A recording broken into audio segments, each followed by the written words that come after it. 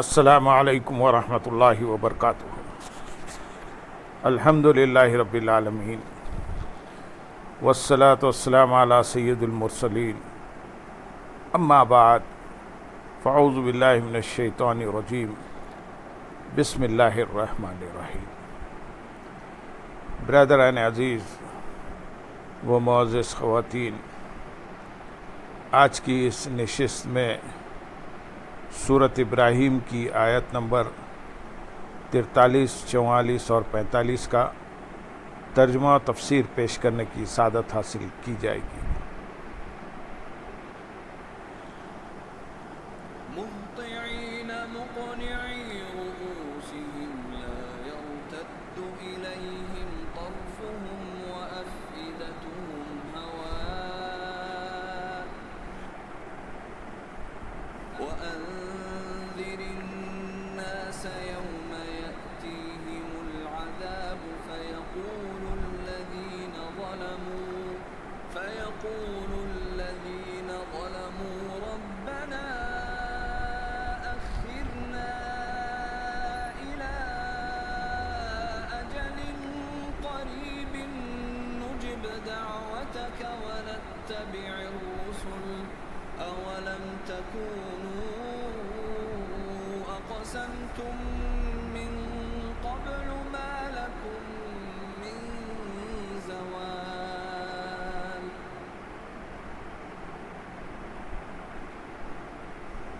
وسكنتم في مساكن الذين ظلموا أنفسهم وتبين لكم كيف فعلنا بهم وضربنا لكم الأمثال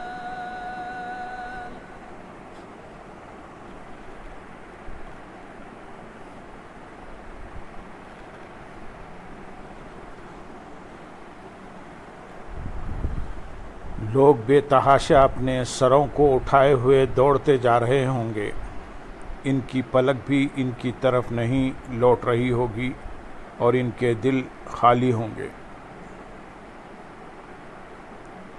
لوگ بے تحاشا دوڑتے ہوئے جا رہے ہوں گے، یعنی قیامت کے دن کی دہشت اور ہولناکی سے لوگوں کا حال یہ ہوگا کہ وہ اپنے سروں کو اٹھائے عرصہ محشر کی طرف بلانے والے یعنی حضرت اسرافیل علیہ السلام کی طرف بے تحاشا دوڑتے جا رہے ہوں گے، اور ان کی پلک تک نہ جھپک رہی ہوگی کہ اپنے آپ کو ہی دیکھ سکیں، اور ان کے دل حیرت کی شدت اور دہشت کے مارے سوچنے سمجھنے کی صلاحیت سے خالی ہوں گے۔ حضرت قتادہ رضی اللہ تعالیٰ عنہ فرماتے ہیں کہ قیامت کے دن دل سینوں سے نکل کر گلوں میں آپ پھنسیں گے، نہ باہر نکل سکیں گے، نہ اپنی جگہ واپس جا سکیں گے۔ اور اس آیت کا معنی یہ ہے کہ اس دن کی دہشت اور ہولناکی کی شدت کا یہ عالم ہوگا کہ سر اوپر اٹھائے ہوں گے، آنکھیں کھلی کی کھلی رہ جائیں گی اور دل اپنی جگہ پر قرار نہ پا سکیں گے۔ اس آیت میں قیامت کی چند ہولناکیاں بیان ہوئیں، اس کی مزید ہولناکیاں سنیے۔ چنانچہ علامہ حجت الاسلام امام محمد غزالی رحمۃ اللہ علیہ فرماتے ہیں، وہ دن جس میں کوئی شک نہیں، وہ دن جس میں دلوں کے رازوں کا امتحان ہوگا، جس دن کوئی کافر نفس کسی نفس کے کام نہیں آئے گا، وہ دن جب آنکھیں کھلی کی کھلی رہ جائیں گی، جس دن کوئی ساتھی کسی ساتھی کے کام نہیں آئے گا، جس دن کوئی کسی دوسرے نفس کے لیے کسی چیز کا مالک نہیں ہوگا، جس دن کفار کو جہنم کی طرف بلایا جائے گا، جس دن ان کے چہروں کے بل اوندھا گرایا جائے گا، جس دن ان کو اوندھے منہ جہنم میں ڈالا جائے گا، جس دن باپ اولاد کے کام نہ آ سکے گا، جس دن آدمی اپنے بھائی ماں اور باپ سے بھاگتا پھرے گا، جس دن لوگ بات نہیں کر سکیں گے اور نہ ان کو اجازت ہوگی کہ عذر پیش کریں، جس دن اللہ تعالیٰ سے بچانے والا کوئی نہ ہوگا۔ جس دن لوگ ظاہر ہوں گے،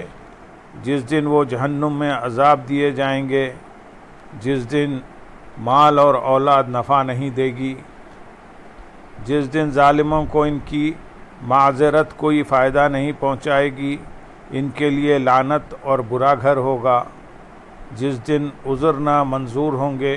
اور دلوں کی آزمائش ہوگی، پوشیدہ باتیں ظاہر ہوں گی اور پردے اٹھ جائیں گے۔ جس دن آنکھیں جھکی ہوئی ہوں گی اور آوازیں بند ہوں گی،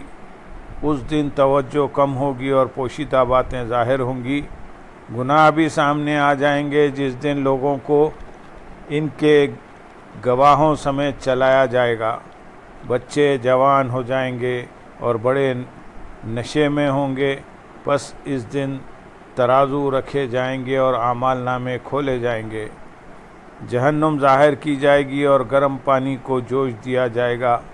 آگ مسلسل جلے گی اور کفار نا امید ہوں گے۔ آگ بھڑکائی جائے گی اور رنگ بدل جائیں گے۔ زبان گونگی ہوگی اور انسانی اعضاء گفتگو کریں گے۔ تو اے انسان، تجھے اپنے کریم رب عز و جل کے بارے میں کس نے دھوکے میں ڈالا کہ تو نے دروازے بند کر دیے اور پردے لٹکا دیے اور لوگوں سے چھپ کر فسق و فجور میں مبتلا ہو گیا؟ پس جب تیرے اعضاء تیرے خلاف گواہی دیں گے تو تو کیا کرے گا؟ اے قافلوں کی جماعت، ہمارے لیے مکمل خرابی ہے۔ اللہ تعالیٰ ہمارے پاس تمام رسولوں کے سردار صلی اللہ علیہ وسلم کو بھیجے اور آپ پر روشن کتاب نازل فرمائی اور ہمیں قیامت کے ان اوصاف کی خبر دے، قیامت کے ان اوصاف کی خبر دے، پھر ہماری غفلت سے بھی ہمیں آگاہ کرے اور ارشاد فرمائے لوگوں کا حساب قریب آ گیا اور وہ غفلت میں منہ پھیرے ہوئے ہیں۔ جب ان کے پاس ان کے رب کی طرف سے کوئی نئی نصیحت آتی ہے تو اسے کھیلتے ہوئے ہی سنتے ہیں، ان کے دل کھیل میں پڑے ہوئے ہیں۔ پھر وہ ہمیں بتائے کہ قیامت قریب ہے، جیسا کہ ارشاد فرماتا ہے قیامت قریب آ گئی اور چاند پھٹ گیا، اور ارشاد فرمایا بے شک وہ اسے دور سمجھ رہے ہیں اور ہم اسے قریب دیکھ رہے ہیں۔ اور ایک مقام پر اور ارشاد فرمایا اس کا علم تو اللہ ہی کے پاس ہے اور تم کیا جانو، شاید قیامت قریب ہی ہو۔ پھر ہماری سب سے اچھی حالت تو یہ ہے کہ ہم اس قرآن پاک کے سبق پر عمل کریں، لیکن ہم اس کے معنی میں غور نہیں کرتے اور روز قیامت کے بے شمار اوصاف اور ناموں کو نہیں دیکھتے اور اس کے مصائب سے نجات کے لیے کوشش نہیں کرتے۔ ہم اس غفلت سے اللہ تعالیٰ کی پناہ چاہتے ہیں۔ اللہ تعالیٰ اپنی وسیع رحمت سے اس کا تدارک فرمائے۔ قیامت کے دن کے مزید حالات جاننے کے لیے احیاء العلوم جلد نمبر 4 سے موت اور اس کے بعد کے حالات کا بیان اور بہار شریعت حصے اول سے معاد و حشر کا بیان مطالعہ فرمائیں۔ آیت نمبر 44 میں ارشاد ہے اور لوگوں کو اس دن سے ڈراؤ جب ان پر عذاب آئے گا، تو ظالم کہیں گے اے ہمارے رب تھوڑی دیر تک ہمیں مہلت دے دے تاکہ ہم تیری دعوت کو قبول کر لیں اور رسولوں کی غلامی کر لیں۔ کہا جائے گا اے کافرو، تو کیا تم پہلے قسم نہ کھا چکے تھے کہ تمہیں تو دنیا سے ہٹنا ہی نہیں؟ یعنی اے حبیب صلی اللہ علیہ وسلم، آپ لوگوں کو قیامت کے دن سے ڈرائیں۔ اس دن جب ان پر عذاب آئے گا تو شرک و گناہ کر کے اپنی جانوں پر ظلم کرنے والے کہیں گے اے ہمارے رب عز و جل تھوڑی دیر کے لیے ہمیں دنیا میں واپس بھیج دے اور ہمیں مہلت دے دے تاکہ ہم سے جو قصور ہو چکے ان کی تلافی کرتے ہوئے تیری توحید کی دعوت کو قبول کر لیں اور تیرے رسولوں علیہم السلام کی غلامی کر لیں۔ اس پر انہیں ڈانٹ ڈپٹ کی جائے گی اور فرمایا جائے گا کیا تم پہلے دنیا میں اسی بات کی قسمیں نہ کھا چکے تھے کہ مرنے کے بعد بھی تم اسی حالت میں رہو گے اور آخرت کے گھر کی طرف منتقل نہ ہوگے؟ آیت نمبر 45 میں ارشاد ہے اور تم ان کے گھروں میں رہے جنہوں نے اپنی جانوں پر ظلم کیا تھا اور تمہارے لیے بالکل واضح ہو گیا تھا کہ ہم نے ان کے ساتھ کیسا سلوک کیا، اور ہم نے تمہارے لیے مثالیں بیان کی۔ یعنی تم ان لوگوں کے گھروں میں رہے جنہوں نے کفر اور گناہوں کا ارتکاب کر کے اپنی جانوں پر ظلم کیا تھا، جیسے کہ قوم نوح، عاد اور سمود وغیرہ، کہ تم انہی کی بستیوں میں دوران سفر ٹھہرتے تھے یا ان کے قریب و جوار سے گزرتے تھے، اور تمہارے لیے بالکل واضح ہو گیا تھا کہ ہم نے ان کے ساتھ کیسا سلوک کیا، اور تم نے اپنی آنکھوں سے ان کے گھروں میں عذاب کے آثار اور نشان دیکھے، اور تمہیں ان کی ہلاکت و بربادی کی خبریں ملی۔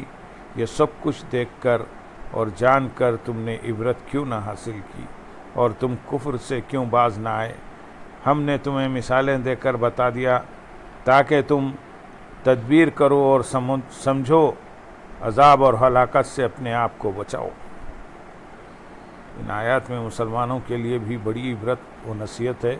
اور انہیں بھی چاہیے کہ سابقہ عذاب یافتہ قوموں کے اعمال کو سامنے رکھتے ہوئے اپنے اعمال کا جائزہ لیں، اور ان کے دنیاوی انجام سے عبرت پکڑتے ہوئے اللہ تعالیٰ اور اس کے رسول صلی اللہ علیہ وسلم کی نافرمانی کرنے سے باز آ جائیں۔ اگر دنیا میں انہوں نے نصیحت حاصل نہ کی اور اللہ تعالیٰ اور اس کے حبیب صلی اللہ علیہ وسلم کی نافرمانی سے باز نہ آئے تو مرنے کے بعد کوئی نصیحت انہیں فائدہ نہ دے گی۔ حضرت علامہ اسماعیل حقی رحمۃ اللہ علیہ فرماتے ہیں، اے مسلمانوں، غور کرو کہ انبیاء و مرسلین علیہم السلام اور مقرب اولیاء اکرام رحمۃ اللہ علیہم کہاں تشریف لے گئے؟ سابقہ بادشاہ اور جابر و سرکش لوگ کہاں چلے گئے؟ جب یہ دنیا میں نہ رہے تو تم بھی اس دنیا میں نہ رہو گے، تو تمہیں کیا ہو گیا ہے کہ تم ان کی طرف نظر نہیں کرتے اور عبرت حاصل نہیں کرتے؟ اگر تم عقل رکھتے ہو تو نیک اعمال میں خوب کوشش کر لو، اور اس دن سے ڈرو جس میں تم اللہ تعالیٰ کی طرف لوٹائے جاؤ گے، پھر ہر جان کو اس کی کمائی بھرپور دی جائے گی اور ان پر ظلم نہیں ہوگا۔ اس آیت سے معلوم ہوا کہ قیاس شرعی حق ہے، کیونکہ آیت کا منشا یہ ہے کہ وہ لوگ کفر کی وجہ سے ہلاک ہوئے، اور کفر تو تم بھی کر رہے ہیں، لہذا تم بھی ہلاک ہونے کے لائق ہو۔ علت کے اشتراک سے حکم مشترک ہوتا ہے، اور اسی کو فقہ میں قیاس کہتے ہیں۔ اللہم صلی علی سیدنا محمد وعلی آلہ سیدنا محمد وبارک وسلم، وآخر دعوانا ان الحمد للہ رب العالمین۔